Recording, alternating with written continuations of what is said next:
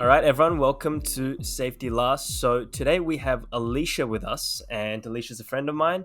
And I just found out a few weeks ago that she was actually born in the rural areas. And I thought, wait, I don't have many friends actually from those areas. Like a lot of my friends are in the metropolitan, and it's actually something I would like to learn about. So I brought Alicia on today with us. Alicia, would you like to introduce yourself? Sure. Hi, everyone. My name's Alicia. And as Stanley said, I grew up in rural New South Wales. So it was a small town, well, a farm between Bingra and Delungra. So that's about 7.5 hours, I'd say, from Sydney. So I spent my 18 years of childhood there, but I have been since in Sydney for the last 7 years now. And you mentioned the town names, which I can't repeat, and I've actually forgotten. Are they indigenous names? I don't believe so. I'd Mm-hmm. have to look that up for you, but yeah, I don't believe they are Indigenous names. Mm. And I think, and correct me if I'm wrong, you mentioned that you were first born in the Hunter Valley. Is that correct? Yes, And that's then correct. from there, you moved even more rural. So, can I ask, why did that happen? And why did your parents opt to go even more rural? All right, so I was originally born in Muswellbrook in the Hunter Valley, and mum and dad actually owned it was a beef cattle stud, which is a bit different to a farm. It's very small size, and they do show cattle. So when you go to, like, say, the Sydney Easter Royal Show, and you watch, the people leading around there, big chunky cattle, in their nice suits and whatnot. That's what they did. They bred. Wait, the cattles are in suits? No, the people are in suits leading Oh, the cattle okay. around. Have you Okay, ever my seen bad. that at I, like I this? have. I've seen, for whatever reason, when you said it, I thought you said the cows were in suits. And I'm like, well, I've never seen that, but I guess it is somewhat of an attraction. Like, I would stay and watch a cow to be led around in a suit. That would be very, very entertaining. But unfortunately, no, the people wear the suits. Okay, that's too bad. Um, Easter show, get your stuff in order. yeah, right. They need to make a category just for that. I'd go see it. But yeah, so it was very small time. I'm trying to remember the breed of cattle it was, but it's just lowlines. That was the name. Hmm. They're like Angus cattle, so they're big black cattle, but they're actually smaller. They're like miniature versions. They're still bred for beef, but yeah, you breed them for their quality. Like the marbling in the meat, or the amount of meat on their bodies and their structure, and I don't know, all these different things. I'm not an expert on it because I was only 5 years old at the time. Hmm. Um, but yes, they had a small time lowline stud in Muswellbrook, but the mines were expanding and they wanted mum and dad's land for expansion of the mines. And originally they said no, they've just started a family. My sister and I were only 5 years old, but they kept offering them more and more money until it was nearly triple the value of the property. And mum and dad went, yeah, screw it. We'll take the money, we'll move. Hmm. So yeah, they literally tripled the value of the property in a matter of like 6 years. And Wow. with that, they went and bought a big time farm instead of a little hobby stud farm. They wanted to make it a full time business, a living. So yeah, they bought 5,000 acres down near Bingra and Delungra and started up an Angus beef farm. So, can I ask two questions about that? So, firstly, you brought up Angus beef, and then you brought up lowline. I think, firstly, Yes, correct. why?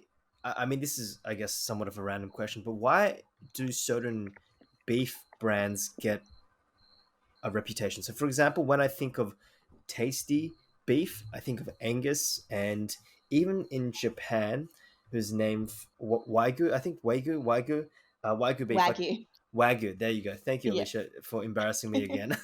Part 15.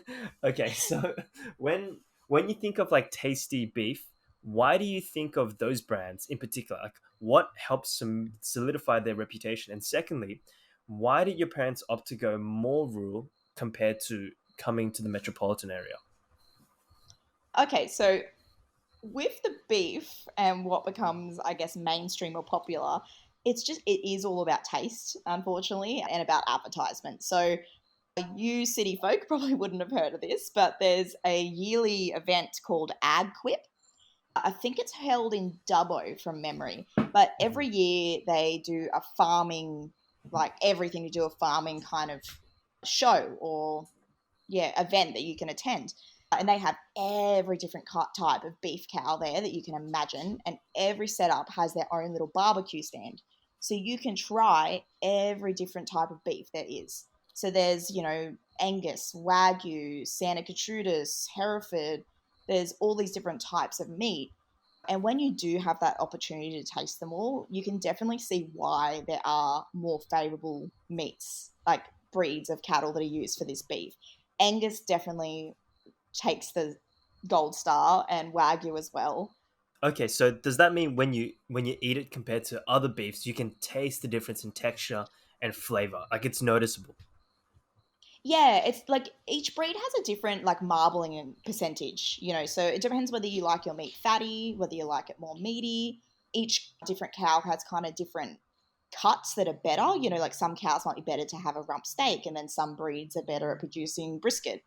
Yeah, so it just depends on your taste in meat as to what you prefer. But generally, Angus produce good meat all round. So they're the Hmm. best kind of beef cattle to breed. Okay. I could be Okay. biased though. Okay. I guess so. You must have grown up eating a lot of Angus, I'm assuming. Yeah, each year we'd kill one beast and butcher it up and have that, and that would last us the whole year, one whole Mhm. cow. But yeah, Wait, one whole surprisingly, cow would last you the whole year.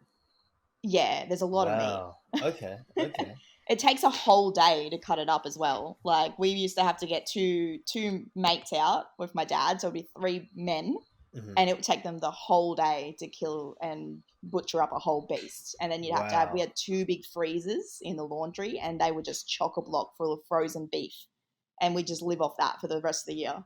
And part of the reason I wanted to get you on was because when you tell me stories like this, and you've told me these stories like face to face, I was just completely caught off guard because, as someone who's grown up in the suburbs, I am just not used to this, and I just have no idea. If you told me like, okay, cut up this cow, I would be completely useless. So, it is very interesting to hear it from your side. But to the other question, why did your parents choose to go more rural compared to coming to the metropolitan areas? Do they prefer the outside? Do they prefer the isolation, I guess? They do, yeah. I think it definitely takes a certain type of person to live on the land. You've got to, I guess, like the peace and quiet. Like my mum, I've been in Sydney 7 years. I think she's come to visit me twice, and they've been for medical reasons. Hmm. She tries to stay out of Sydney as much as she can. Like she just can't handle the traffic, the noise, all the people, all the shops. Like it's just too much for her. She gets too overwhelmed. You know what this means? One day we have to find like a teleporting machine and we have to teleport her in the middle of Shibuya for like 10 Oh my god, minutes. she'd have a heart attack. Legitimately, I've had this discussion with like friends. What would happen if you like teleported a Viking to the middle of Shibuya? Like a Oh 13th century god. Viking. Oh, that would be very interesting to watch. She keeps saying she wants to come visit me in Tokyo when I eventually go over there, and I'm just Mhm. like, Mum, I don't think you'll handle it. Yeah, mom, if you can't do Sydney, you're really going to find Tokyo bizarre. Yeah, 100%. Yeah. But yeah, they're both very like my dad moved over from Austria when he was 7, Mhm. and his parents bought a farm in Barraba, which is actually kind of close to Binga and Delangra, which, by the way, I found out they are Aboriginal names. Mhm. Yep. So Bingra is Indigenous for creek or shallow crossing. Mhm. Delangra, actually, no, Delangra isn't an Aboriginal or Indigenous name by the looks of it. But yeah, Bingra means creek or shallow crossing. Okay. Yeah. But yeah, so he always grew up on the farm. Like from 7 years old, he went straight from Austria to a farm on in the middle of nowhere near Barraba and got raised there. So he's just always been a country guy, and he got into rodeo. So that's how he made a living when he was younger, like a young man. He would go Wait, around all the explain what rodeos. rodeo is for people like me who don't know Oh, this terminology. anyone listening, you need to go to a rodeo once in your life. It is just a whole different experience. Basically, it's a whole bunch of people that go for entertainment to go watch people ride wild bulls and wild horses. Oh, okay. So That's called a rodeo. yeah, yeah, it's called a rodeo. Yeah, so you pull up a seat, grab a beer, and have a laugh watching guys get bucked off by big bulls. It's actually quite fun, believe it or not. It's Yeah. dangerous. Oh, so dangerous. My dad actually got injured so many times, and mum and him used to fight about it all the time that he had to give up bull riding if they wanted to have a family because it was just too dangerous.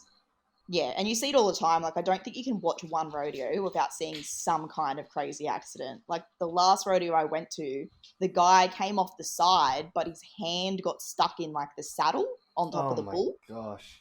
And then the bull went and banged him into the side of the rails, and they couldn't get him free. Like, people were running all from all different directions trying to grab him off the bull, and the bull was trying to attack everyone and was banging him into the side of the fences. It was just crazy.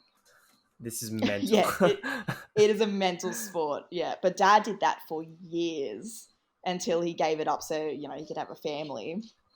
But Crazy. yeah, Like, how do they get the bulls so excited? Do they wave red in front of them? Is that just a internet story I've heard online? yeah, it's just an internet story. I think there's a certain breed of bull, like those ones they use over in Mexico and stuff, that are Hmm. actually triggered by the color red. Hmm. But generally, like normal bulls that we use for beef and stuff, like they don't really give a shit about colors. But yeah, they breed them like because we have bulls like on our beef cattle farm we had about 6 to 8 bulls of our own, and we would like choose the ones that had a very placid nature because we didn't want them to turn on us later. Of course, they do get angry. You can never control an animal; they're unpredictable. But yeah, there's bulls out there that have personalities, like they're just naturally angry and they're naturally feisty and aggressive. So they take those ones and then breed them. So they breed more angry bulls, and they use the angriest bulls in the rodeos. So yeah, and the bulls get famous. Like there's bloody bulls out there that have movies made about them Wait, because they're so movies. famous. There's a Movies. movie, yeah, I think it's called 9 Seconds, the movie. It's a great movie. It's a bit of a love story, but it's basically about this one man that That falls in tries love to with a bull. ride this. No, my God, wouldn't that be an interesting story? There's this one bull that no one can ride for 9 seconds. The bull is famous because no one can stay on him for 9 seconds. And that's the time you're supposed to stay on like that. That's the win. That's how you win, I guess. You stay on the bull for 9 seconds. Hmm. Is it 9 seconds or 8 seconds? Now I'm doubting myself. But anyway, yeah, so that bull's famous for no one being able to ride him. And the whole movie's about this guy just wanting to finish a ride on that bull. That's his whole life goal. And his That's. girlfriend's like, no, but like I want to have kids with you. Love me. Stop doing it. And he's like, no, I got to ride this bull. Get I out of my need. way. I need to ride this bull. I just need to sit on this animal. So what happens if, for example, let's just say hypothetically, in a hypothetical world, two people sit on this bull for 9 seconds and they both win? Does that mean they raise it to who can sit on it for 10 seconds and then 11 seconds and then 20 seconds? Does that ever happen? No, I think they're rated on how well they ride. Okay. Like if the bull, like you see the guys rev the bull up. Like they're not just trying to stay on the bull; they're like spurring it in the stomach, trying to make it more angry so it does crazier things. Because if you can stay on and pull off like really crazy maneuvers, if the bull's doing like donuts 100 miles an hour and you manage to stay on that, you get more points than for someone who stays on a bull that just runs in a straight line. Alicia, I just want to say this is a crazy sport, and I, I, I am just fascinated and also somewhat scared of attending a rodeo. Yeah, I just googled it. It's called 8 seconds. I was Eight wrong. It's not seconds. 9 seconds, 8 seconds. But it's a crazy sport. I agree, but it's also something that is just so fun to watch for some reason. I guess it's thrilling. It's like Hmm. watching like one of those thrilling TV shows that have you on the edge of your seat, but you're Hmm. watching it right in front of your eyes, Hmm. and that's what makes it so exciting. And last question before I move on to, otherwise this will turn into, an interview about bulls. But just one last question on this before I move away from this. Do people or can people get a living from this? So can they actually support a family? I'm assuming because it's so dangerous, the amount of time you can actually be a professional or a well-known bull rider is very short, just like sport, right? Like athletes peak after 3 4 years and then they can't really sustain themselves physically, or yeah, themselves, himself, herself physically for that period of time. So with bull riding, is it a very short career? Yeah. It's basically the same as any kind of, higher athlete sport. You've got your kind of window where you can reach the top. And even if you do make it to the top and make, a lot of money from it, it only lasts that couple of years. Mm. It takes a toll on the body as well. So people don't stay in it for very long. Like even my dad, like he was pretty good. He won a lot, but he still had to have a job on the side. It was just kind of his little hobby, his sport that he did on the weekends kind of thing. Yeah, just riding some bulls on the weekend. Yeah, Saturday just night, casually. just ride some bulls.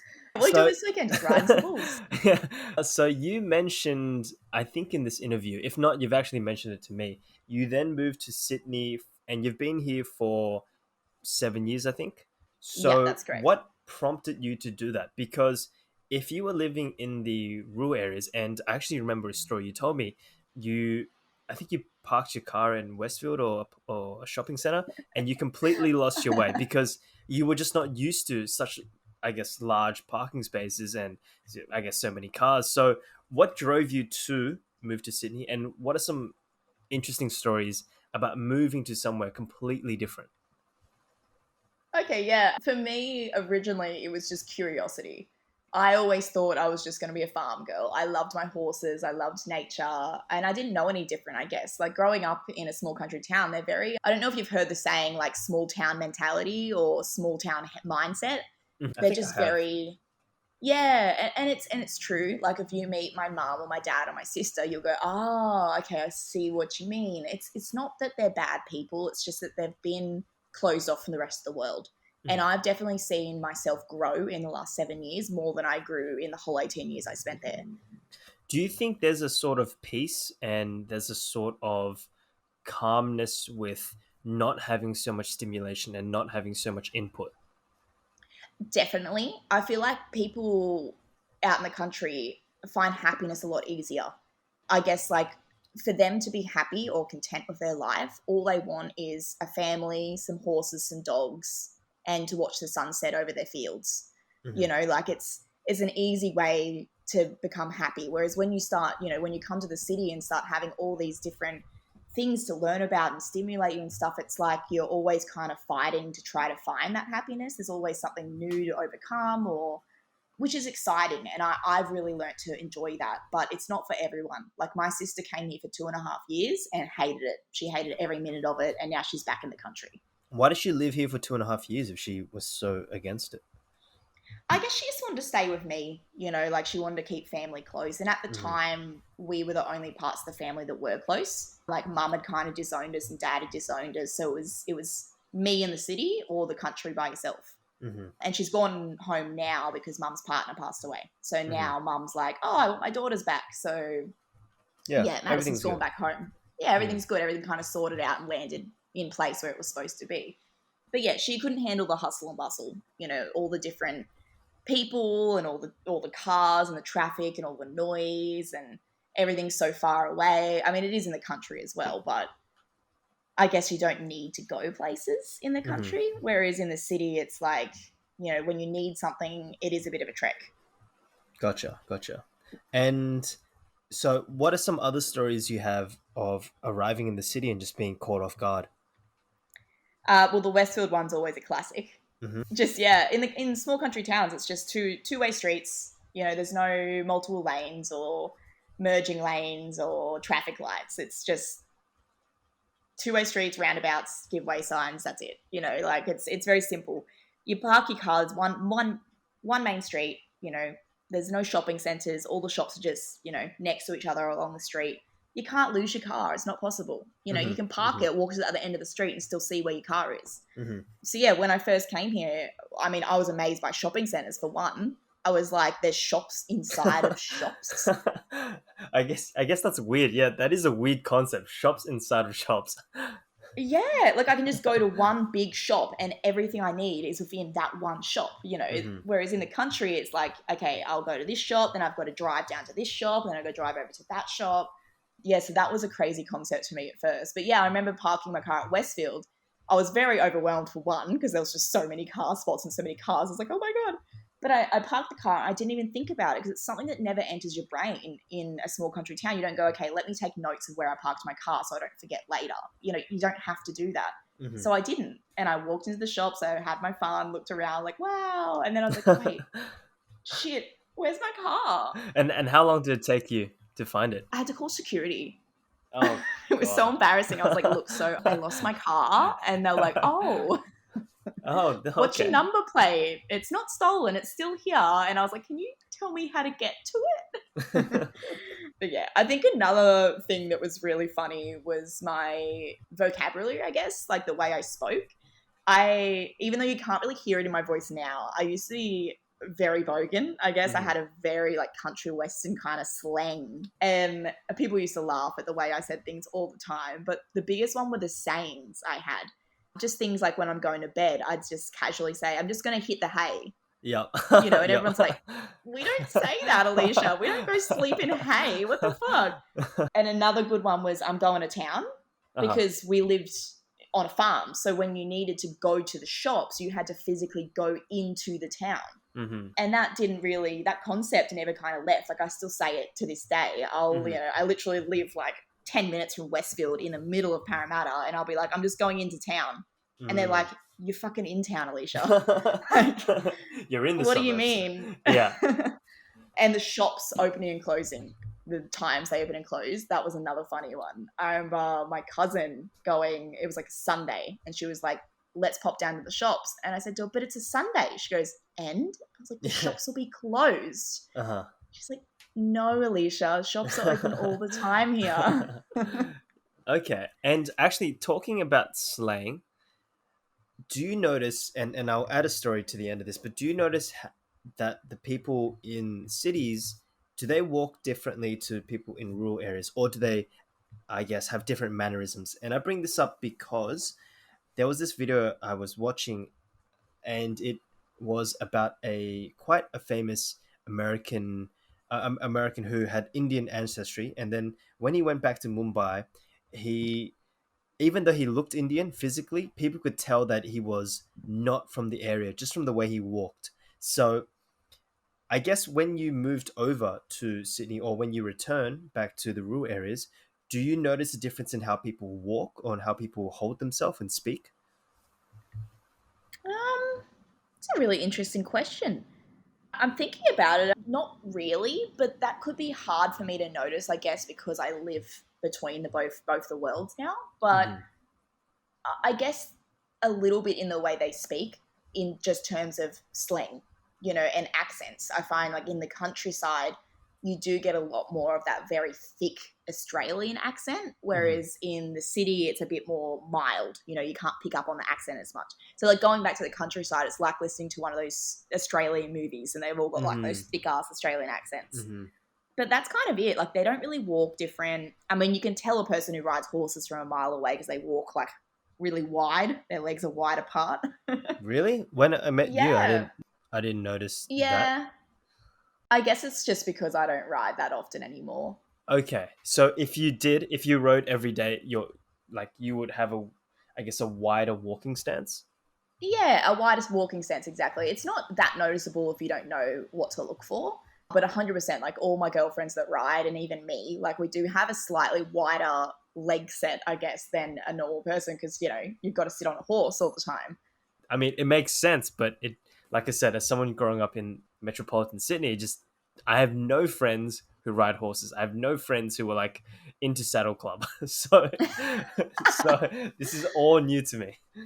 It's very interesting, I guess. Like, especially, I think something I did want to touch on a little bit is the multiculturalism in Sydney compared to like the monoculturalism in Varel, or Binga and Dalunga and all those small towns. Hmm. It was very eye opening coming here and meeting so many different people from so many different places that had all these amazing stories and customs and religions and things. And in a small country town, not only do you not get exposure to these different people, we don't really learn about it either. Like no one sits you down and goes, oh, by the way, Australia is a multicultural country and there's people from all over the world and this is what you should expect. And you shouldn't judge, or like they don't teach you about cultural acceptance and stuff like that. which I find is a downfall for a lot of country people when they do come to the city. Like my sister had a lot of trouble adapting. I obviously was here a lot longer than her, and I loved all the different cultures and I embraced it. I thought it was amazing. She came here and we had so many fights in the first year because she would say something, not thinking it was inappropriate at all. To her, it wasn't inappropriate. And it would really upset me. I go, you can't say that and you shouldn't be thinking like that. So, yeah, I think it is definitely very eye opening for me to see the difference between the city and the country, just not even in terms of people living there. It's just the education, not opening our eyes to the fact that Australia is a multicultural place and not teaching us how to handle that. Mm. And I think you've mentioned education, and that's actually something I want to touch on later on.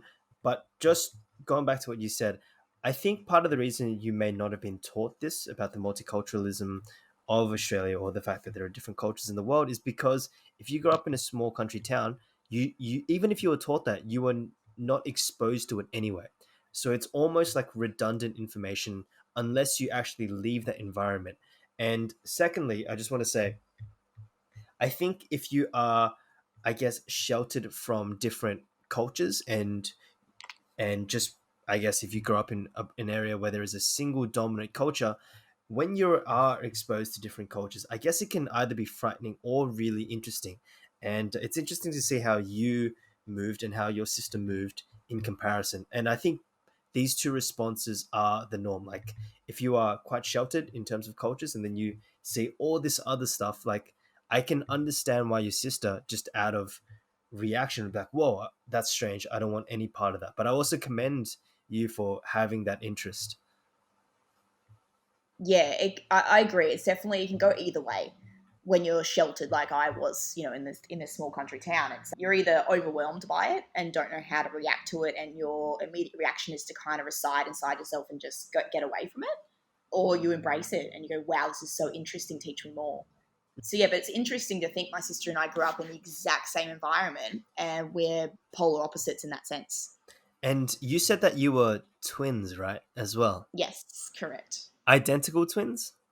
Identical. Yeah. Wow. So that breaks this idea like, identical twins, same area, you have to be the same. But yeah, it seems like both of you have reacted very differently to different stimuluses.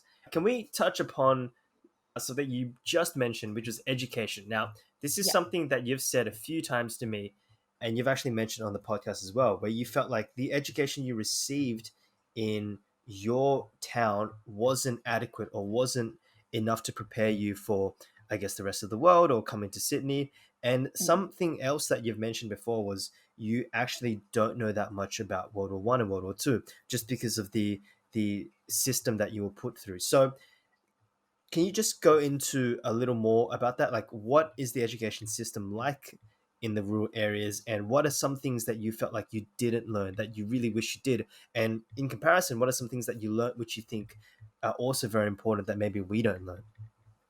Yeah, yeah, definitely. I actually, being someone who's studying education and doing my master's in teaching at the moment, it's something I'm really passionate about. At first, I didn't know any different, I guess. Like, I didn't know much about education. So I got the education I was given and didn't really care. It wasn't till I came to Sydney and I started going to university where I just went, wow, my education did not prepare me for this at all. And now studying all these different strategies and techniques and looking at all these theories and stuff about being a teacher in education, all I can do is sit back and think about how poor mine was. Not that it's like a bad thing or I blame anyone, but it's definitely an area I think Australia needs to concentrate a little bit more on is the education in the rural areas. I feel like a lot of the teachers that go out that way, the leftovers, the crumbs that didn't make the high-end private schools in, Sydney or Melbourne or Brisbane. So they take the incentive, the grant that they get given to go teach in rural areas and just head out that way.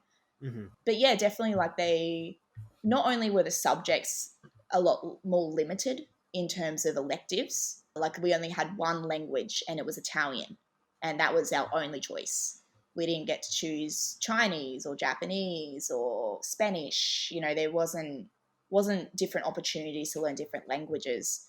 There also wasn't I can't think off the top of my head, but I've heard some strange electives you guys have had in the city where I'm just like, whoa, We, we didn't have that choice. Uh-huh, uh-huh.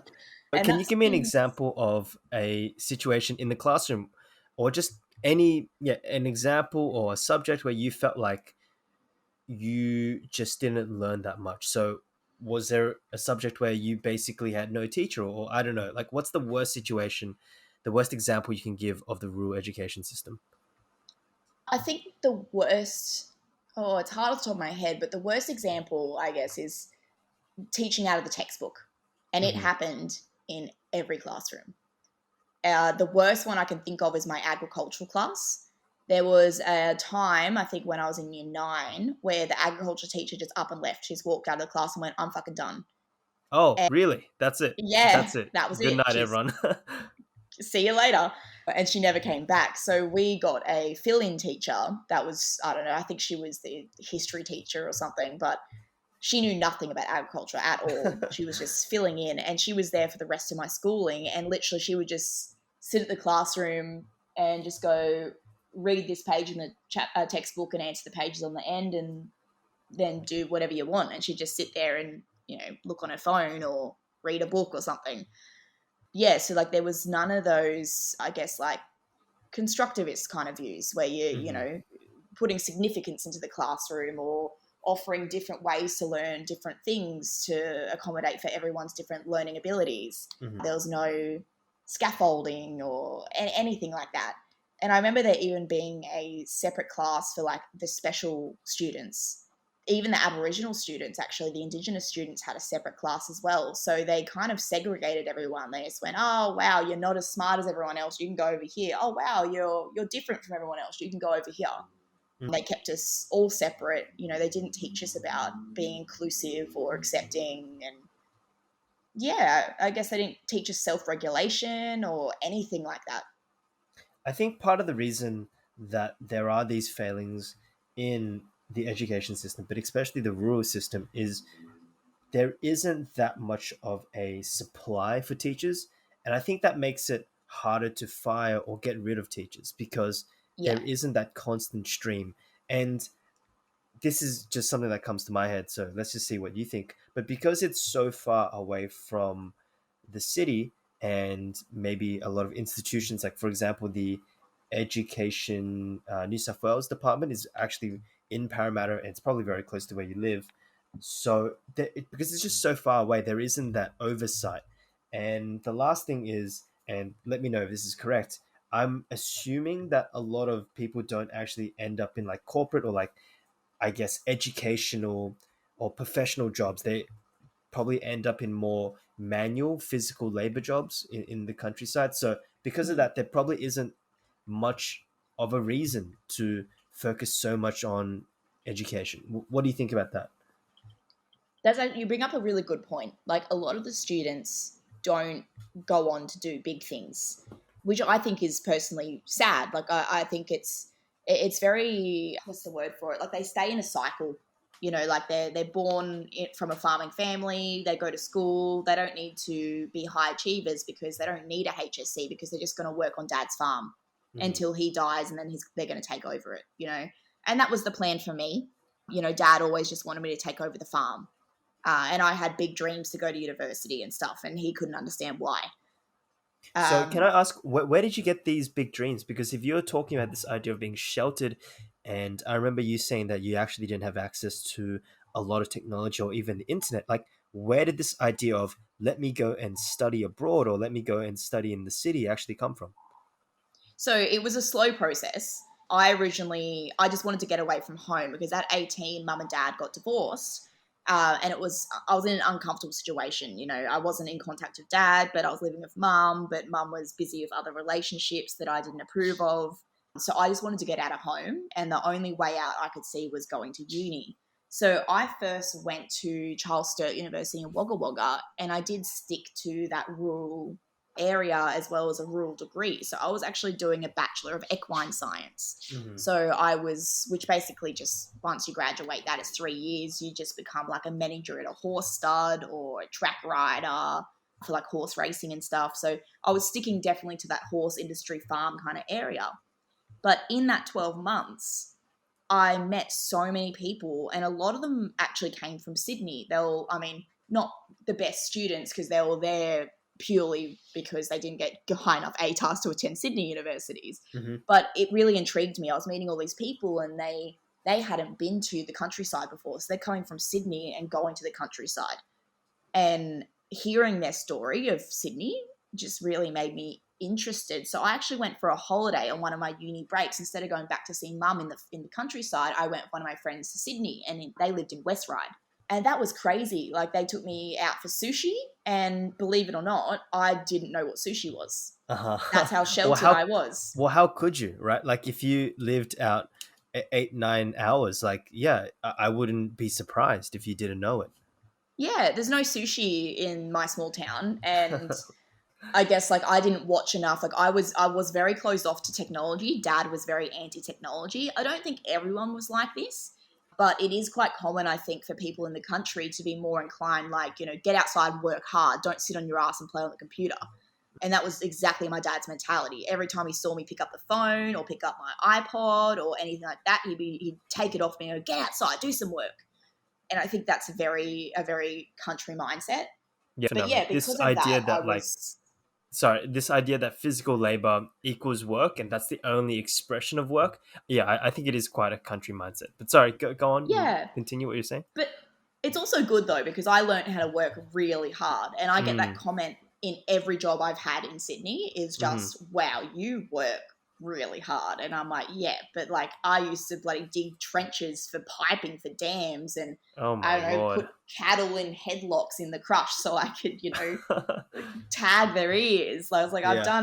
I've done harder work than this. Uh-huh. I wasn't exposed to things like sushi, because like sometimes you'd see it on a movie or, on a TV series, or I don't know, read it on an online forum. But because I didn't have that access, I didn't have access to sushi, just little Mm-hmm. things like that. So yeah, my friend was like, "Oh, do you want some sushi?" And I was like, "What sushi?" And they just nearly fell over. They're Yeah. like, "Are you serious?"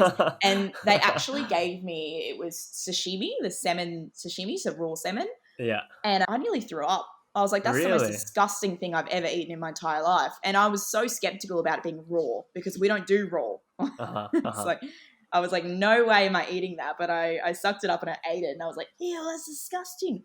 And now I eat it like every week. So Okay. So when did that taste bud actually change? I guess like the more international food I tried, and I started just kind of going, I'm going to give that a second go. And then I'm like, I'm going Mm-hmm. to give it a third go. And I'm like, I actually kind of like that. Yeah. Yeah. Yeah. But that's where it started, my curiosity, I guess. And after that visit, I went back to uni. I finished my first year and I went, I don't think I want to do this. I think Mm.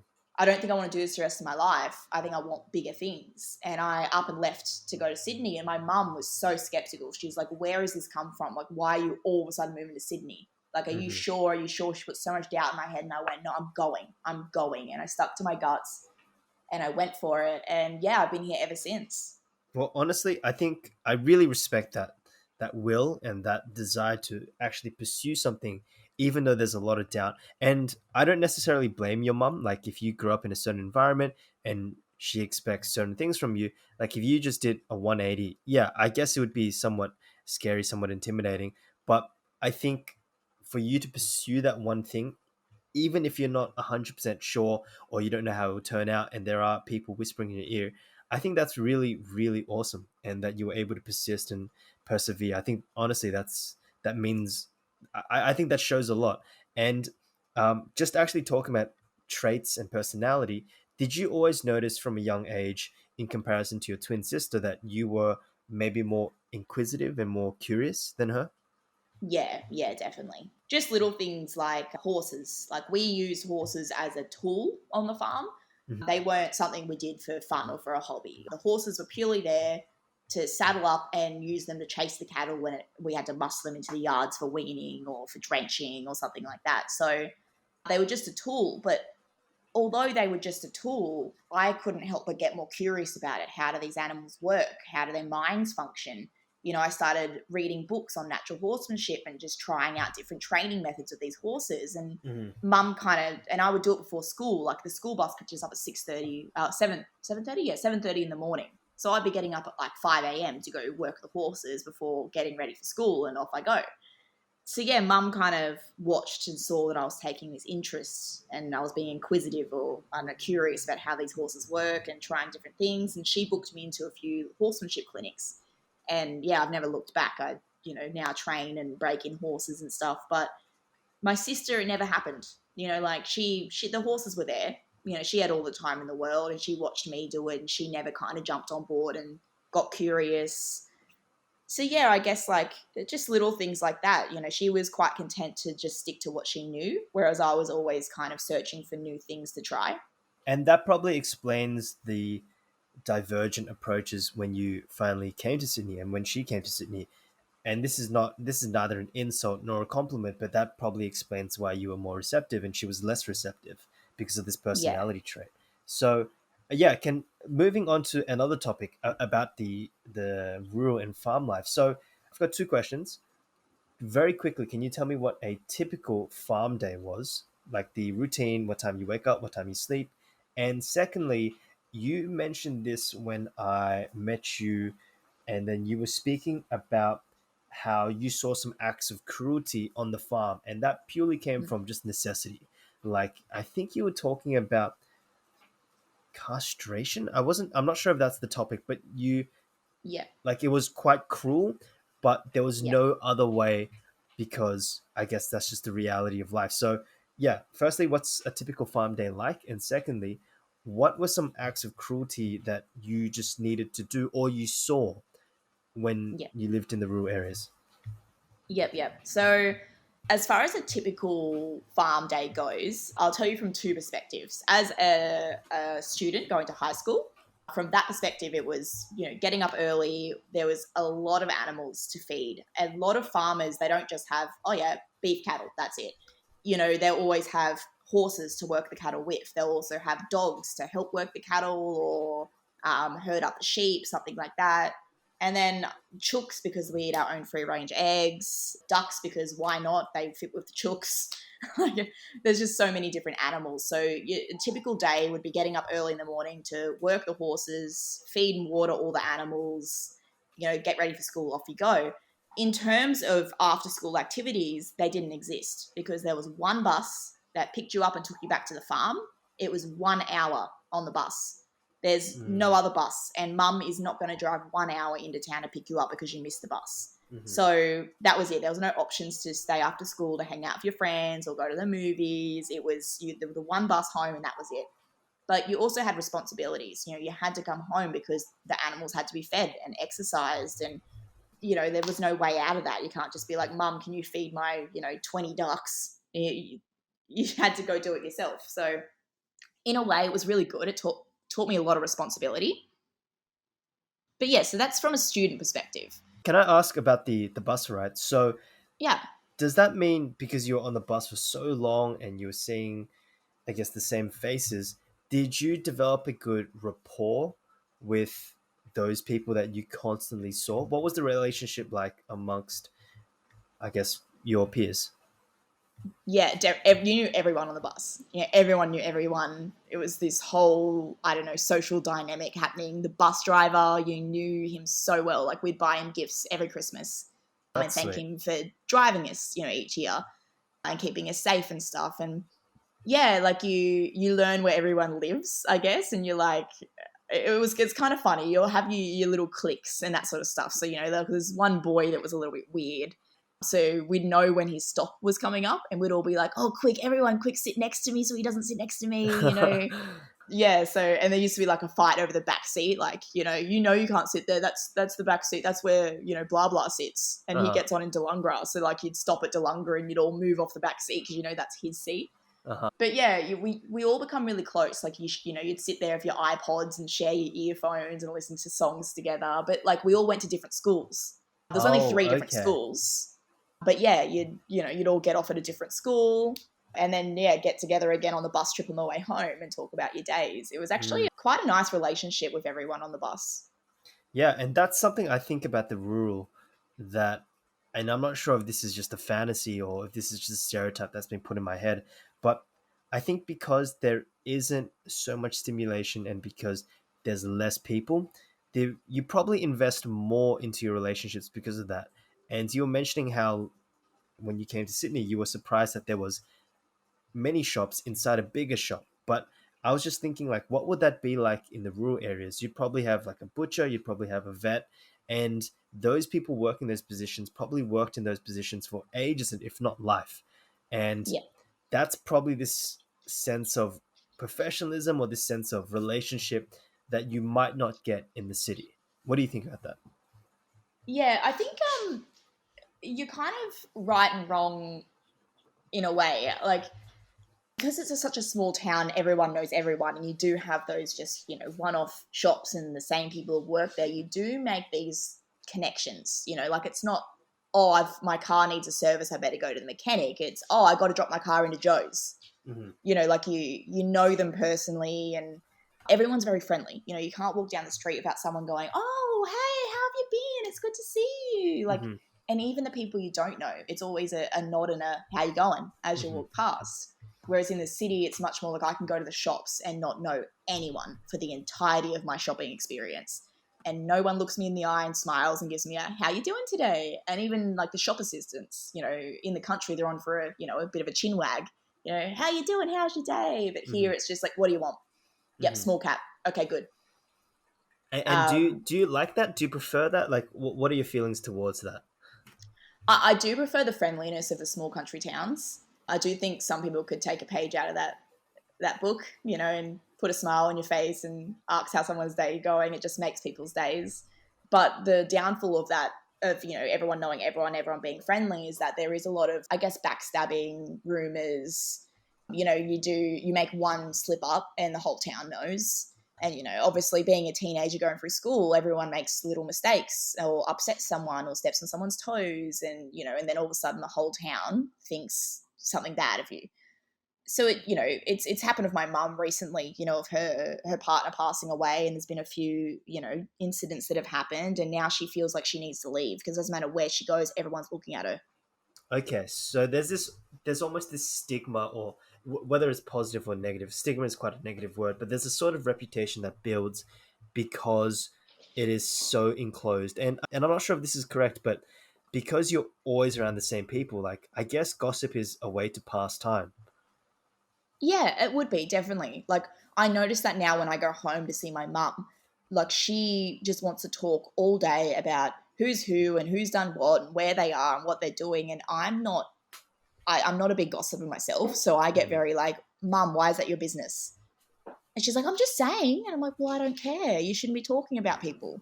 mm, But yeah, I guess like in the country, it's a way to pass time. So people like to know what everyone's business is and what they're doing because there's nothing really else to talk about. mhm. And talking about the nothing else to talk about, this is something that we spoke about last time, which is in the rural areas.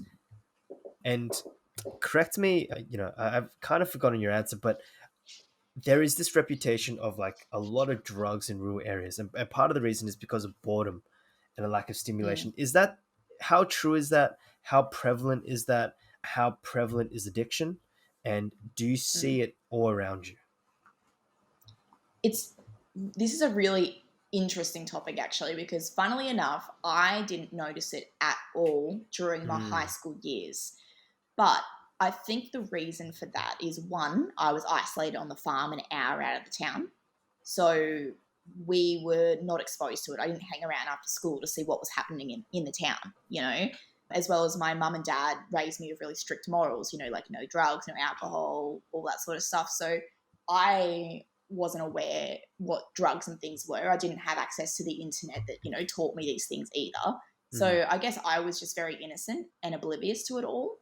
And now that I've come to the city and it's kind of smacked me in the face and I've gone, holy crap, and mhm. I've gone back to the country as an adult, I see it everywhere. It Okay. is very much like everyone, not so much on the farms. On the farms, those people are more in touch with, I don't know, nature and work, and that would just get in the way, I guess. Mhm. They're not as bored. There's always something to do on the farm, always something to fix, always some animal to put back in its pen. But yeah, in the towns, in the small country towns where there's no farms, they're just living, in a backyard and There's no places to go out and hang out with your friends. There's like one pub that everyone goes to. They do get bored. So, yeah, I think everyone that lives in the town uses drugs, and there is a lot of addiction. I know a lot of people personally from my own year group in school that are just, like I don't want to put a label on them and say that, they're no hopers or anything, but yeah, like they don't have a job. They just live off the dole and just smoke weed every day and do heavier drugs, and they even grow it in their backyard, and it's just like that's what they do for a living. There's nothing else to do, so that's what they do. And how much of this is because of boredom? Is there a way to cure this, or is this literally there is just no stimulation, so that's why you drink a bottle and then you kind of forget? Yeah, I feel like that's all it is. I feel like it's just there's no other stimulation. There's nothing else to do for fun. Mm. As but like in saying that, it is up to the individual. Like I found stimulation in other ways. I was lucky because I had a farm and animals to play with and things like that. But I also turned 18 and I left. I went, I want to see what else is out there. Mm. Whereas I feel like majority of the country folk, they stick to what they know. Mm. They grow up in a small town and they stay in a small town, and because they aren't getting any new stimulation, that's what they do, to forget it all. And last question about growing up in the rural areas, and then if you have any questions for me, I'm happy to take any. Let's leave this on a more positive side because we've been talking about, I guess, comparing and juxtaposing the rural and the metropolitan areas. And obviously, when you do that, it almost comes off as, if not aggressive, almost demeaning for either side. Mm, But I think both can learn a lot. And I think the city can learn a lot from the rural areas, and the rural can learn a lot mm-hmm. from the city. And I think there's no better person to ask than you. So, what are some things that both sides can take from each other? That is, yeah, a fantastic question, because I wanted to kind of touch on that near the end anyway, because there are pros and cons to both, and I feel like in an ideal world, a mix of those would be just ideal and pure happiness. But Mm-hmm. that's not, sadly, not how the world works. But I guess coming from someone who grew up in the rural area, I can definitely say some of the real positives of it is learning to be in touch with nature. Things like I guess one of the biggest things that surprised me and still sticks with me to this day is coming to the city and experiencing the rain, bad weather. It's seen as quite a negative thing here. People go, oh man, this rain sucks. I can't wait till it goes. I want to go to the beach. On the farm, the rain means the grass is going to grow, so the cattle are going to be fat, which means more money in the Mm. bank to feed your family. Yeah. So we celebrated. When it rained, we pulled out a bottle of wine, and had a big meal and went, woo, this is awesome. Mm. So that was, yeah, I guess like we're more in tune with the weather, like what it means. We know how to read it, like we can tell when the rain's coming about having to look at the weather forecast. Mm-hmm. Yeah, and more in tune with animals as well. Like the amount of people I've met here in the city that don't know how to pick up a rabbit, or they don't know how to approach a dog, or they can't tell when an animal's uncomfortable. You learn all these different languages that aren't necessarily languages they teach in school, but Mm-hmm. you learn how to speak horse or speak dog, which sounds bizarre, but you Yeah, but it do, makes you do. sense. And also independence, like having this isolation. You learn to be content with yourself and your own company. You know how to look after yourself. Like let's say hypothetically, let's make it a bit more humorous. There's a zombie apocalypse. Mm-hmm. I would be 10 times more likely to survive than any of you city Oh, folk then me. because Let's I. just let's just throw names around. Then me. I would be, uh, Alicia. I'm letting you know, if it happens, touch wood. I am calling you the moment it happens because I am defenseless. I'm just letting you know, all that philosophy, all the reading I did means nothing, nothing when a zombie's coming at me. Oh, yeah, I got you. I know how to farm our own vegetables. I know how to ride a horse if cars aren't around. I know how to shoot a gun. I got this.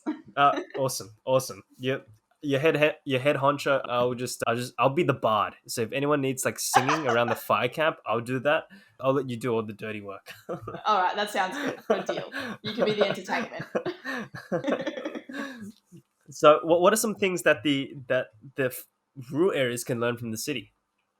they can learn a bit more about open-mindedness, I guess. Being a bit more flexible and accepting of different people, and that there are, different ways to grow up. I find that they're very, they look down on city folk. They're very much like, oh, you're a fucking city slicker, are ya? Mm-hmm. And they look down on anyone who isn't them. Well, did you get this sort of condescension from city people to rural people as well, or is it more prevalent in the rural areas? Do they look down on city people more than vice versa? Yeah, I think definitely the country people look down on city people more. I don't know whether it's a way of compensating for jealousy, or I don't know. I don't know. Mm-hmm. But yeah, definitely coming to the city, like no one, when I tell people I'm from the country, I get one of two reactions. They don't react, they don't give a shit. Or two, they're like, that is so interesting, tell me more. Uh-huh. But I never get, oh, yuck, you're from the country, ugh. Okay. Whereas that's very much the reaction you get as a city slicker going to a small country town. Okay, so for example, if I was to teleport into your town and then someone said, firstly they'd be like, "What the hell are you doing here? Like like what? You don't look like everyone else." But like, let's just say they came and approached me and I said, "I'm from Sydney. I grew up there. Blah blah blah." Would there be this idea of like, "Oh, he's weird. He's like, he's looking down on me," or like, would they look down on me basically? So yeah, they would kind of look down on you. You'd 100% hear the word city slicker come from their mouth. But yeah, whereas I find like, you don't get that reaction from the city people, when I'm like, oh, from the country, you don't get, oh, you're a country bumpkin, what are you doing here? Mm-hmm. Yeah, so I guess they could learn how to be a little bit more open-minded. Even we do get a lot of, well, not a lot, I should say. We do get a few international people dribbling in and out of my hometown because there's an abattoirs there, like a meat works where they cut up and butcher the meat and package it. Mm-hmm. And they hire a lot of international people so they can pay them really crappy wages, which I Mm-hmm. think is very shit of them to do. But Mm-hmm. nonetheless, the thing is you don't see these people around. And I think that is because of the racism that exists in these small country towns. So I think they experience it once and then they go hide in their places and they just go to work, go home. You don't really see them about town. And it's sad to see that. Like, I saw it in school. We had a Chinese exchange student in year 6 and he got bullied to no ends. And the teachers never stepped in. They never taught us why it was wrong to do it. Obviously, I didn't do it. But yeah, like I watched it so many times and just went, the teachers aren't doing anything. Like, they literally made the boy eat soap and told him it was white chocolate. Like, Whoa. they were just so mean. And that happens everywhere. Like, when I tell people in the country that I'm studying Japanese language and I'm going to be a teacher of languages, they just go, why would you do that? Do you think it would be seen as less strange if you said I'm learning French or I'm learning German? No. They just think that anything that's not physical labor is not really seen as good, I guess. Okay, so it's nerd work. Not that It's not seen nerdy. as good. It's just, yeah, exactly. It's just not appreciated. Like, anyone who is into that kind of, like the girls, I remember there was like a handful of girls in my year that were into like drama or music or poetry, all that kind of academic stuff or arty kind of stuff. They've all left. They're like me. They left and went to university and went somewhere else, and they all live in cities now. Mm-hmm. The people, though, that stuck to the physical labor and stuff like that, they're all still there. They're all mechanics or something now. So do you think there is a case of tall poppy syndrome in the rural areas? You might have to elaborate on what that is. Explain what that means. Okay, so tall poppy. Okay, so talk about slang. This is a slang that I guess is somewhat common or more common in the city, potentially. So tall poppy syndrome is this idea of, actually, how do you actually explain it? But it's basically a slang meaning people will look down on the tallest poppies that grow. So it's basically looking down on anyone who might be more successful or might be a little strange. It's almost this idea of rooting for the underdog taken to the extreme. Yeah. So do you think the city would? So do you think the rural areas would have this? Yeah, I think so. Mm-hmm. I don't think that ever, I mean, no one would, but I don't think anyone would openly admit that. Mm-hmm. But I do think that it's like the way they react like that. I think it's a form of reacting to intimidation. These Mhm. people are more academically smart than me. They're more successful than me, and that's their reaction. I mean, I don't know that for sure, of course, but that's the way I kind of see it. I just feel like even myself, coming from the country, I get intimidated, like listening to some of your previous podcasts when I was preparing for this one. And I got a little bit intimidated because you guys speak a bit nicer than me and use better like academic and language and things like that. And it's things that, I'm getting there. I've definitely developed it a lot more than, say my sister and my mum, Mhm. but I'm still not to your level yet. And sometimes that still intimidates me. But instead of reacting to that in a negative way, I just see ways of me to improve. Well, I've said this to you before, and I guess I'll repeat it on the show, on the podcast, on the show. But basically, I guess it makes sense because what is seen as elevated speech or what is seen as sophisticated dialogue is based off city dialogue a lot of times. And that naturally, like, I've just been around that situation more. But that's not to denigrate or to say what you've learned isn't important. And I've mentioned it before, and I really think so. If there was a zombie apocalypse or any sort of like natural situation, I would be pretty useless. And that's just a reflection of what you learnt in your area and the things that you've been exposed to. And I think anyone who says like you have to speak with a certain accent or a certain slang, I think that's missing the point because you would have learnt so many things that I didn't, and vice versa. Hmm. Yeah, look, coming from like a linguistic point of view, if I communicate something and you receive it, it's communication. Doesn't matter what lingo you put in there, what slangs, what accents, what dialects. If it's received the way it was meant to be received, it's communication. So, really, it doesn't matter. But yeah, I could definitely, coming from growing up on the farm and still meeting people like yourself, I can definitely relate to that little bit of intimidation sometimes, which I think may play a role in why the farmers look down on city folk. Mm, yeah, it doesn't surprise me. I think a lot of times condescension is a projection, and I'm not just targeting people in the rural areas. I think anytime you need to go out and openly condescend and belittle someone, I think a lot of times that is actual self-esteem issues with the Yeah, individual. yeah, yeah, I Um, agree.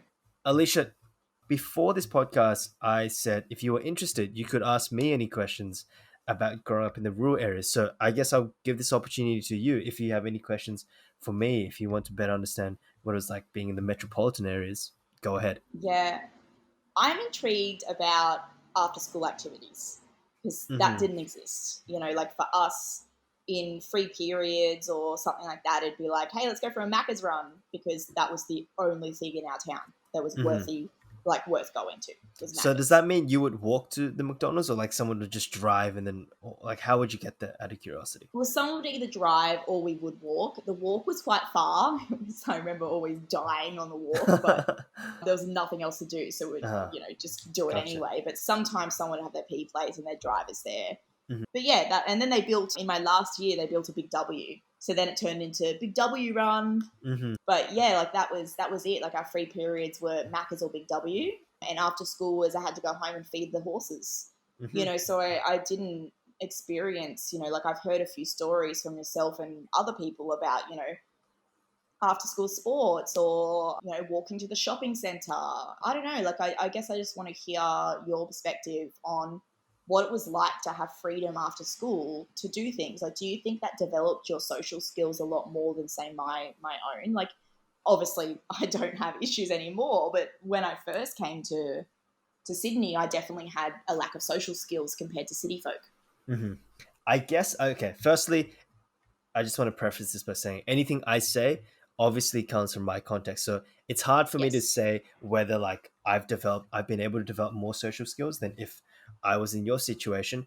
But to me, I guess that makes sense because I did have after school activities, whether it was learning martial arts or whether it was like going out, or I played a lot of basketball. I played a lot of sport, especially on the weekend. But whether it was that, or sometimes I would meet up and go to my friend's house, or there were times we would hang around the shopping centers.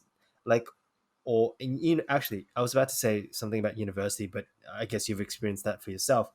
But I guess it would, because through those activities, I met people that I wouldn't naturally have met, and that by definition expands your social skills and expands your social circle. So yeah, I think it would have. And a lot of these passions and a lot of these things that I did when I was young, like, helped develop and show me like what I'm interested in and what I'm not interested in. So even now, like, I have a huge interest in sport and basketball in particular, and even martial arts. Even though I haven't done it for a while, like, I am still interested in it. I'm still interested in learning about it.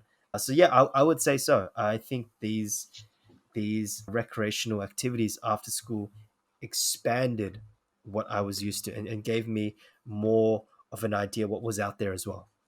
Mm. I think that's the part that I Mm. is, it took me a very long time to find my passion for teaching and languages and cultures. And that was mainly because I wasn't exposed to it. Mm. Whereas, let's say, growing up in the city, it still may have taken me that long. Who's to say? It's hard to tell. But, being able to have the opportunity to do after school activities like martial arts or even sports like tennis and that, you join clubs, you learn how to work as a team, you meet people that you wouldn't have met, because they didn't go to the same school and stuff. Mhm. You meet people that have all these different, ideas or outlooks on life and from different backgrounds. And also you get to try out different things and know what works for you, what doesn't, what you like, what you don't like, which I guess helps to drive you in the direction you want to go in the future. Mhm. Whereas mine was just horses, cows, every day. Well, I guess you developed a passion for horses, right? So something I did did, come of yeah. that. Well, something did come of that, definitely. Yeah, I probably wouldn't have found that passion for horses if I'd grown up, say, in the city. So, yeah, something definitely did come of that. I guess actually on that, something I'm jealous of you is when you go outside, and if you live rural and you look at the sky, like, you basically see sky full of stars. And that is actually Yes. something which I think is really cool. And I actually think a lot of people in the city don't know that, because they're so used to light pollution. Like, I actually tell my students, if you go rural and you go 3, 4, 5, 6 hours and you look at the sky at night, it's basically all the stars and you can see the Milky Way. And some of my students who have never been in that situation go like, wait, no way. And I think that's a genuine loss. Yeah, I will say the scenery, like in the nature, is just gorgeous. Like how many times have you seen free roaming kangaroos just jump past you on the Oh, road? never. Actually, I've seen kangaroos, but they were living in this enclosed area, so I'm not sure if that really counts, but I've seen a kangaroo from a distance, but not many Yeah. times. Whereas I'll just be sitting on my horse, riding along the track, and then a bunch of kangaroos just hop along beside me. Mm. It's gorgeous. Like I've seen emus that come back every year to have their babies. So every year I get to see newly hatched emus. Wow. It's just, yeah, it's incredible. And the starry skies, like I remember in summer we used to park the ute out under the stars and chuck a mattress in it, and we used to all just Mm. sleep under the stars at night. Yeah, it is beautiful. The scenery is amazing, and the air is so much fresher and pure. But yeah, in saying that, like that also comes with having to live in the middle of nowhere. Hmm. Hmm. Yeah. Positive, negatives, right? With Yeah, everything. exactly. There's no such thing as positives all around. There's always something. Absolutely. Do you have any other questions about being in the metropolitan area? I guess I'm interested in technology and the internet and stuff. Like, obviously, you and I were only like a year apart, so we kind of grew up in the same like era. Hmm. And for me, it was very much like I had an iPod, a phone, a Game Boy, and I was allowed to play The Sims 2 on the PC occasionally. Whereas I feel like for you, you got a lot more access to, say, like online forums and, yeah, I don't know, like being able to just connect with people all over the world via online. Am I right in assuming that? And also, what do you think, has benefited from that?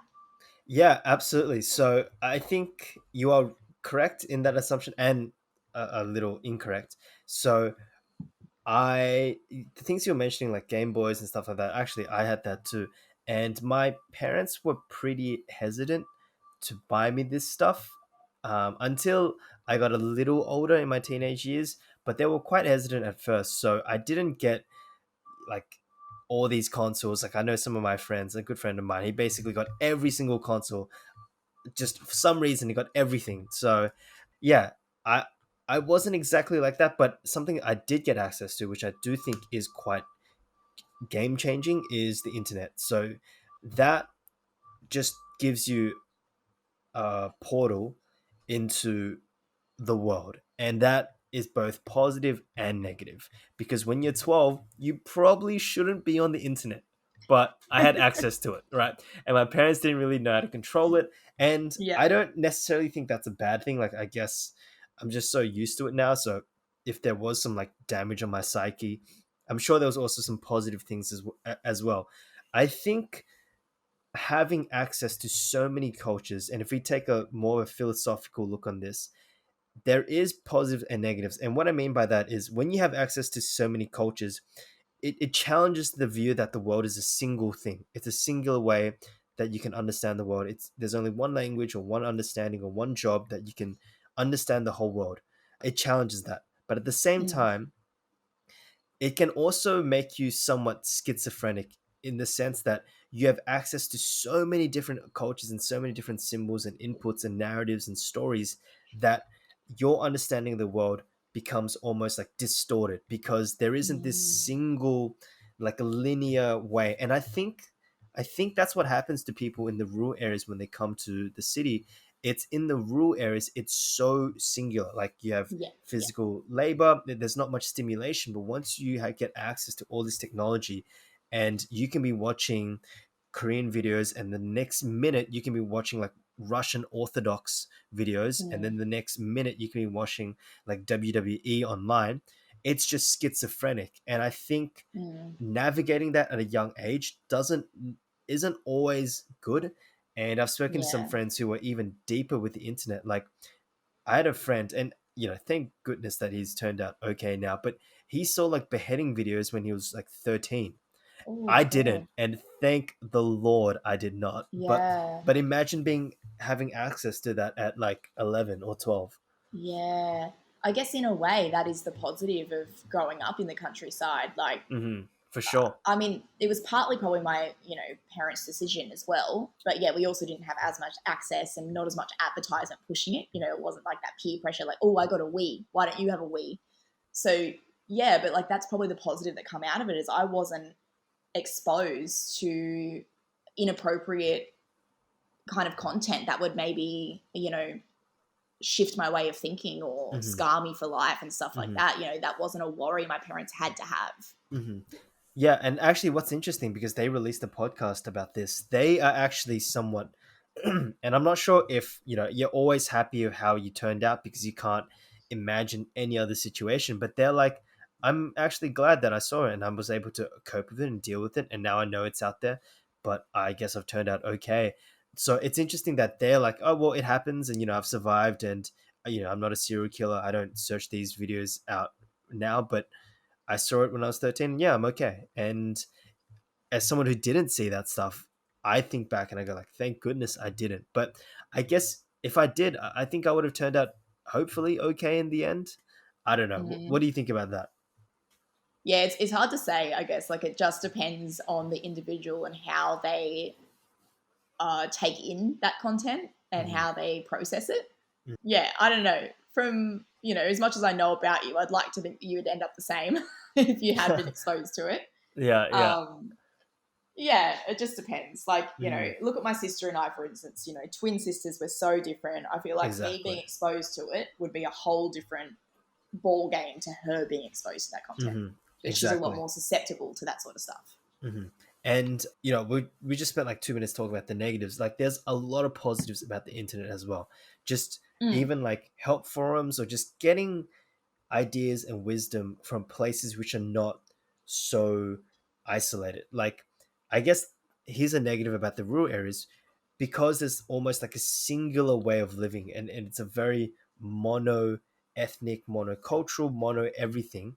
Like, you don't get wisdom or inputs from other areas which might provide wisdom, which might provide insights, which might provide answers. But because you don't have that, like, I guess I guess it can become stagnant quite quick, and I think the internet challenges that. So that's a positive, and I Yeah. think, yeah, like I said, positives, negatives for everything, and that was a positive Yeah. about the Yeah. internet. Yeah, no, definitely. There's definitely pros and cons to having access to the internet. Mhm. I feel like, having access to it may have benefited me in terms of, knowing what I wanted to do in the future and things like that, and just Mhm. learning that there was more outside of my country town. But at the Mhm. same time, it could have gone the other way where I got exposed to drugs and beheadings and, Mhm. you Mhm. know, Yeah. and it could have ISIS gone the other videos at way. 13. Yeah. All Yeah, that it could have crazy made stuff. me, I could have withdrawn into the country more and been like, I'm not going out there in the big world. That's Exactly. scary. Exactly. Cool. Alicia, do you have anything else?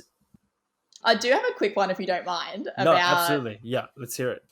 Okay, I'm interested in your idea on, let's say, people being materialistic or influenced by the media and things like that in the city compared to the countryside. Like, I guess, like, again, we grew up in the same era. Like, what would I guess I'm more interested in girls than boys because I don't really know what boys are into, but, were girls throughout school really interested in what brand of clothes they wore or the makeup they wore or how they styled their hair, what handbags or stuff they carried? Was that a big thing? Because personally, for me, growing up in the countryside, we weren't really raised to care about that sort of stuff. Like I was still rocking up to school at the age 17 in like, my farm clothes with no makeup and my hair a mess.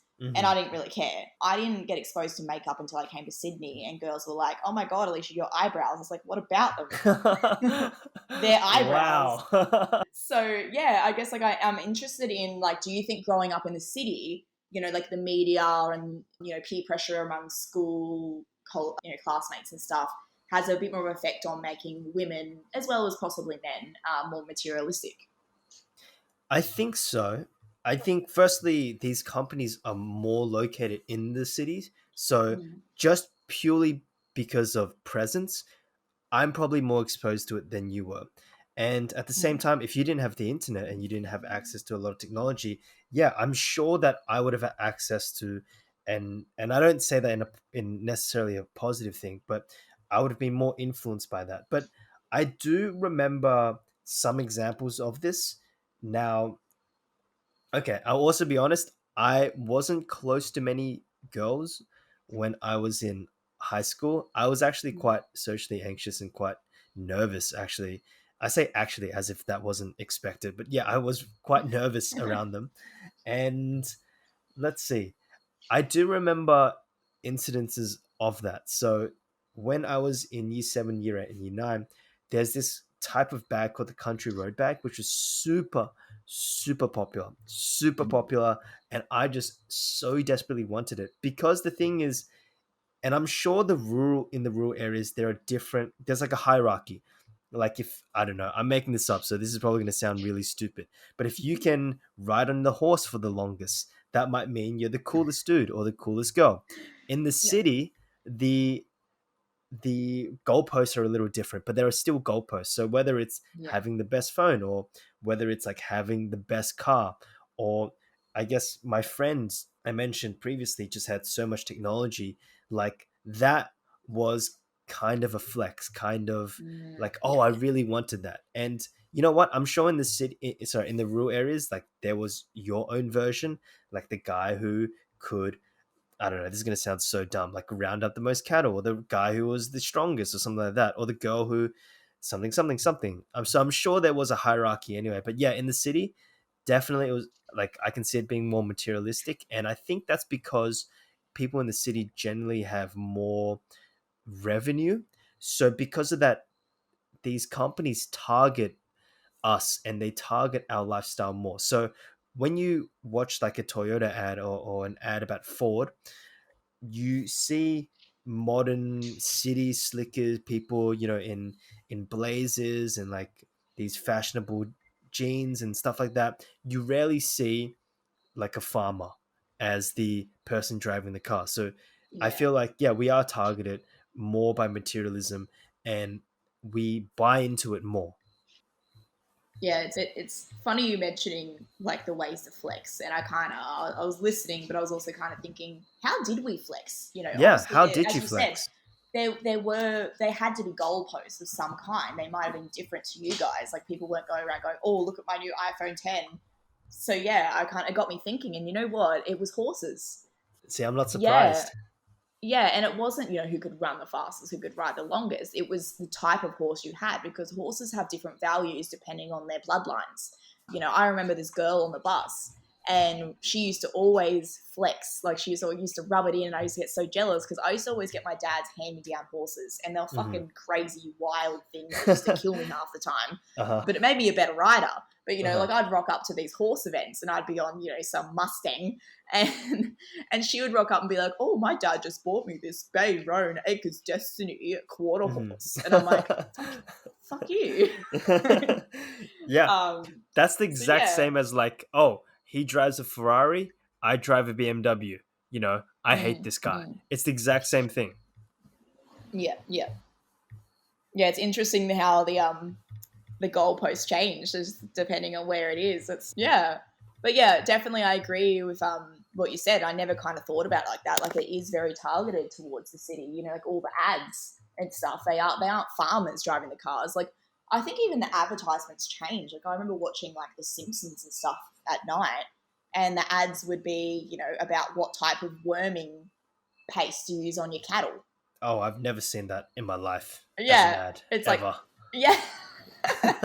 So yeah, the advertisements change as well, and like the car ads would be more like Toyota, Hiluxes, and how Hmm. they're good, for the farm, and the new brand of working dog feed to give to your working dogs. So yeah, like just on that, those investments are generally smaller than, like, I guess the city kind of bombards you with, I guess, more expensive stuff. And I think partly this is just because people in the farms culturally just like, oh, I don't need that. I don't need three computers. Why do I need the next, the newest edition Yeah, laptop? I have a laptop that yeah, works. I think that's partly cultural, and partly yeah, I just think the city just has more revenue, more people yeah, that you yeah, can sell to. So because of that, companies are just more willing to target us.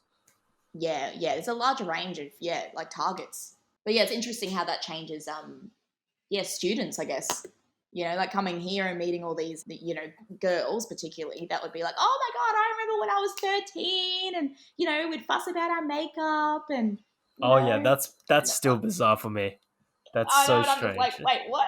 Like I walk past girls on the street still to this day and they're like 12 years old and they look like 30 because of their makeup and what they're wearing. And I'm like, what? Yeah, Like and, 12-year-olds do their makeup better than I can. it is a strange thing that happens. And yeah, even when I see girls, or actually I was about to say guys, I don't think I see many guys do makeup, but when I see girls do their makeup in high school, especially if they're very young, it does weird me out. I'm like, wow, Mm. you're spending way too much time like on this thing. And I don't know, maybe it's because when I was 13 or 14, I literally only played like Pokemon, and that's the only thing I knew.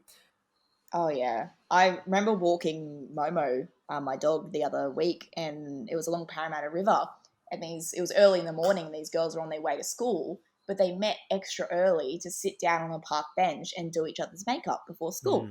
Mm, mm, And for me, that was just mind blowing. I was just like, these girls are learning already at such a young age how to put on like a facade, I guess. Like mm-hmm. for me, makeup, I mean, everyone's different. People see it as an enhancement. I guess for me, sometimes it's an enhancement, yes, but more than anything, it's something to hide behind. Like for me, I just want to be real. I just want to be myself all the time. So I'm looking at these girls going like, you're so young. You should be out there playing sport with the boys and just being you and but instead they're fussing about what they look like and what makeup they should put on and how they should do their hair. And Mm-hmm. I don't know. For me, it was just very, very mind boggling. I think that's a very wholesome thought. I also think that idea comes from your context. I think the fact that Yeah. you were raised in the rural areas, you probably look at that and go like, I never did that. And Yeah. because of that, it sounds strange. But I agree with you, and I think that a lot of these young boys and young girls are probably too invested in how they look. But at the same time, I think, and that's the reason I mentioned every society has a different goalpost. Like these girls doing this is basically the same as that other girl that you mentioned bragging about her horse. It's the idea of like showing the rest of society, whether it's through makeup or beauty or it's through horse riding or having horses. This is how you flex. Cool. Yeah, cool. You want to wrap it up? Yeah, let's wrap it up. So thank you, Alicia, for joining us, for telling us about the rural situation and what it was like growing up in an environment that a lot of people, a lot of my listeners and me don't understand. And this went for 90 minutes, but honestly, I had so many other questions I had down. But the thing was, if I asked all of them, this would legitimately be like a 3 hour conversation, and my audience would be asleep at the half point. So, Yeah. yeah, I just want to say thank you for jumping in. And do you have any last words you want to say to the audience or me or anyone else? I guess just thank you for taking interest and the time to talk to me about this. Like, it's something that I guess is really close to my heart. And a lot of people, like, majority of the time, just shrug it off. Oh, you're from the country. Cool. And then they move straight on. For me, like, I've learnt so much and I've grown so much as a person from making that move from the country to the city. And I've seen the best of both worlds. I've seen the pros and the cons, and I can see where a healthy middle would be. And it's just been such a pleasure, I guess, to share that with someone who's very interested in hearing it. So Mhm. thank you for your time, and thank you to everyone who's going to listen. Yeah, and just one last thing.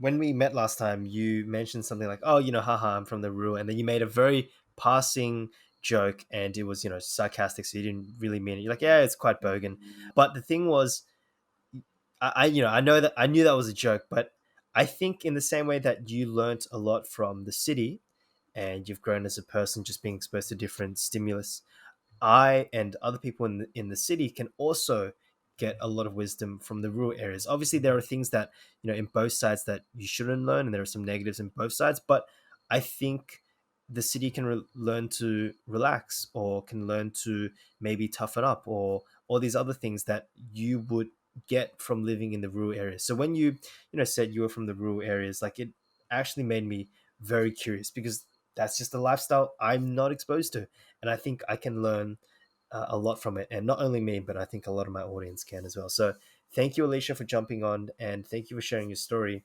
Yeah, awesome. Thank you. Catch you later. You're welcome. Thank you. See ya. Thank you for tuning into Safety Last with Stanley Ching. If you enjoyed this, then please leave a rating or a comment. I hope you're leaving with a new idea, and make sure to follow us on Instagram, Facebook, and other places that can be found in the description.